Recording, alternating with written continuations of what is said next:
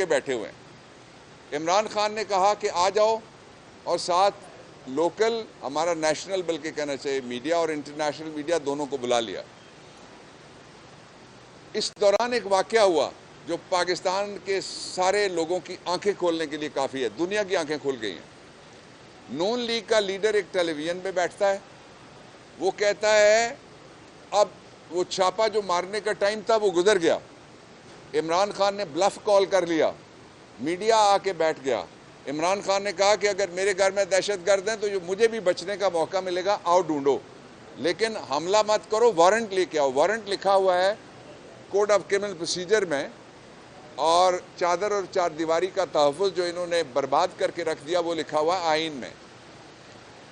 تو T V پہ بیٹھ کے نون لیگ کا اور پی ڈی ایم کا ایک لیڈر یہ کہتا ہے کہ یہ جو دہشت گرد برآمد ہو چکے ہیں، زمان پارک سے آپ نے دیکھا ہے وہ کلپ، یعنی اس طریقے سے ان کی تیاری تھی کہ دہشت گرد اپنے ساتھ لے کے جائیں گے اور دہشت گردوں کو پھر وہاں سے برآمد کریں گے۔ ایک دوسرا یہ ہے کہ میں ان سے پوچھنا چاہتا ہوں، وہ کہتے ہیں کہ جی دہشت گرد ہم نے ڈھونڈ لیے، آپ نے ارشد شریف کے قاتل تلاش کیے؟ دہشت گرد تو آپ نے گھر بیٹھ کے 40 دوسرے کے گھر میں تلاش کر لیے نا، تو آپ کے پاس اتنے ذرائع ہیں، آپ نے ارشد شریف کے قاتل تلاش کیے؟ مجھے آپ یہ بتائیں، آپ تیسری دفعہ اس کے بعد گورنمنٹ میں آئے ہیں، کہ آپ نے ماڈل ٹاؤن کے قاتل تلاش کیے؟ مجھے آپ یہ بتائیں کہ آپ نے 2 دفعہ گورنمنٹ آپ کی رہی ہے، آپ نے نواز شریف کی بیماری تلاش کر لی کہ اس کو مرض کیا ہے؟ مجھے آپ یہ بتائیں کہ آپ نے یہ تلاش کر لیا کہ ساری دنیا کے اندر جو بجلی ہے وہ سستی ہے، پیٹرول ہے وہ سستا ہے، گیس ہے وہ سستی ہے، روٹی ہے وہ سستی ہے، چیزیں ہیں وہ سستی ہیں، آپ کی مہنگی ہیں، سب سے زیادہ مہنگی ہیں، وہ آپ نے مہنگائی کی وجہ تلاش کر لی۔ مجھے آپ یہ بتائیں کہ آپ نے کیا یہ تلاش کر لیا کہ جس کے لیے بہت زبردست قسم کا بیان دیا تھا لوگوں نے، اور یہ کہا تھا کہ جب وہ آئے گا تو ڈالر 100 پہ آ جائے گا، تو کیا ڈالر کو 100 پہ لے کے آیا؟ آپ نے کبھی تلاش کیا کہ وہ کتنے کا ہے ڈالر آج کل؟ ایک پہلو یہ تھا۔ اس لیے عمران خان کے خلاف جتنی بھی کارروائیاں ہیں اور پی ٹی آئی کے ورکروں اور لیڈروں کے خلاف جتنے بھی مقدمے ہیں، ان میں اتنی ان کی اوقات ہے اور اتنی ان کی حقیقت ہے جتنی نواز شریف کی بیماری کی تھی۔ یہ وہ جھوٹ تھا نواز شریف کی بیماری والا، اور یہ مقدموں والا بھی جھوٹ ہے۔ اس سے نہ کوئی ڈرے گا اور نہ کوئی عمران خان کا ساتھ چھوڑے گا۔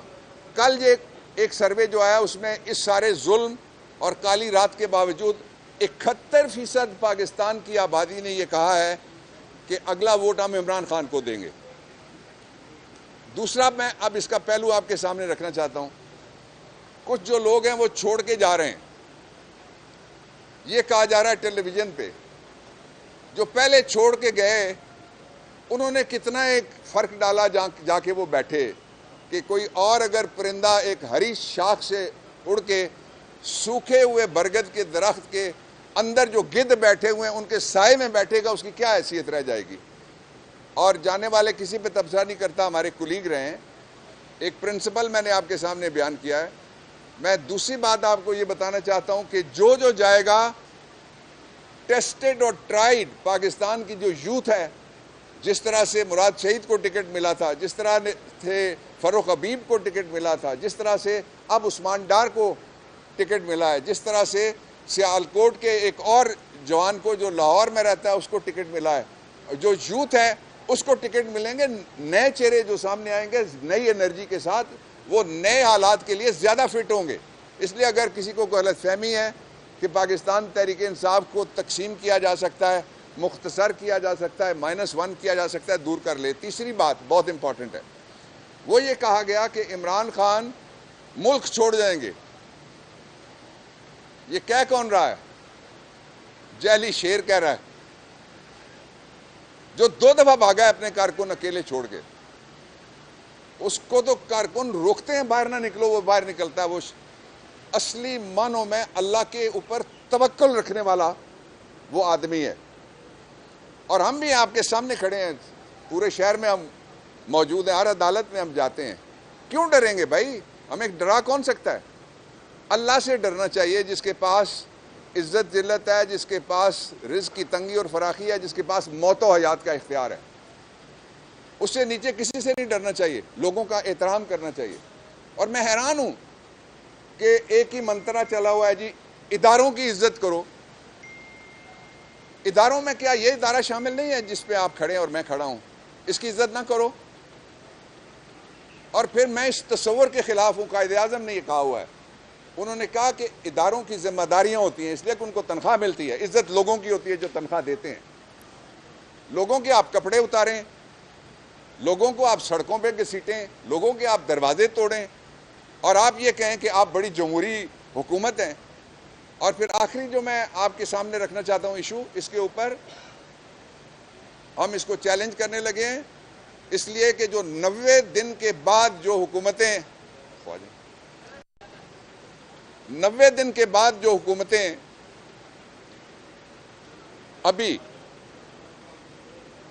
بیٹھی ہوئی ہیں، وہ آئین مسلسل توڑ رہی ہیں.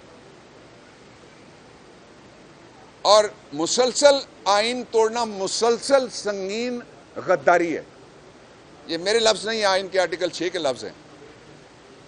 اور انہوں نے، ان کا حوصلہ ذرا دیکھنا.